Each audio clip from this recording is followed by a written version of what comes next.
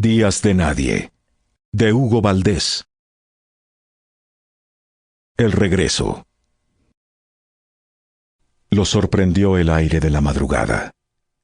Sabía que era febrero por el modo como el viento alborotaba a las bestias en las caballerizas del pueblo. Aunque el aire le había calado hasta los huesos, ganó calor por la prisa que le dio a sus piernas para llegar pronto al cuarto donde se hospedaba. Quiso penetrar en silencio, pero mientras cruzaba por el patio a oscuras, tropezó estrepitosamente contra una cubeta vacía, y el ruido, áspero e imperativo, semejante a un redoble, despertó a los propietarios de la vivienda. Había vuelto para ocupar, en la parte baja del pueblo, un cuarto de ventanas pequeñas, donde podía dormir hasta muy tarde, ajeno al trajín de los niños que iban temprano a la escuela, y al de las señoras de la cuadra que barrían espaciosamente la calle. En las primeras noches, sin embargo, parecía aún vivir en la casa de sus mayores, por la forma en que se le hacía presente desde que apuntaba el crepúsculo sobre los álamos.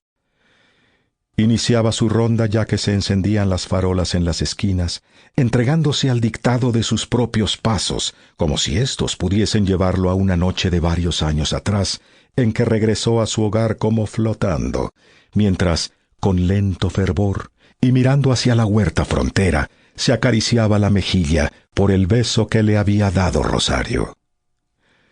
Pero el recuerdo iba perdiendo claridad, y, confinado en aquel cuartucho, solo le quedaba distraerse oyendo cómo las piedrecitas del techo corrían de un lado para otro por la persistencia del viento. A menudo esperaba el sueño contando las veces que sucedía aquel minucioso rodar, o, los ojos cerrados, dibujaba con un dedo en alto la trayectoria de la piedra. Algunas noches trataba de medir su duración ceremoniosa o la que era corta y precipitada, pensando si había en realidad vientos tan fuertes que pudieran mover no solo grandes piedras redondas, sino casas y aún poblaciones enteras.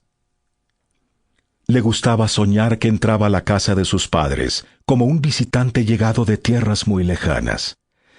Dentro del sueño sentía un alboroto feliz cuando le mostraban la casa, como si no conociera sus pasillos larguísimos, sus anchos muros de adobe, encalados y pintados de colores distintos cada vez que los manchaba la humedad, sus pavimentos de barro que trapeaban con petróleo para que brillaran como si los hubiera mojado una lluvia interior. Hasta que la mujer de ojitos alegres y tez morena se detenía junto a él, con parsimonia y orgullo, en el que era su propio cuarto.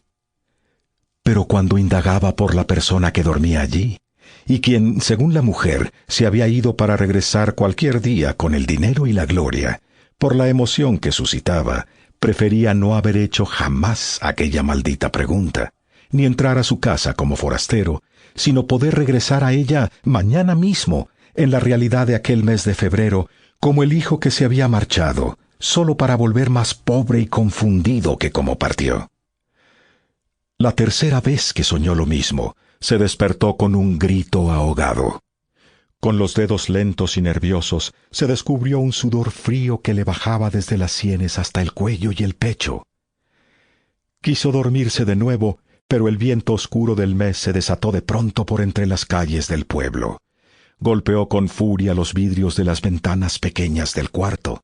Barrió otra vez las piedrecitas sobre el techo y cargó consigo tantas, que no pensó siquiera en contar las veces que sucedía aquello, ni en dibujar las trayectorias diferentes.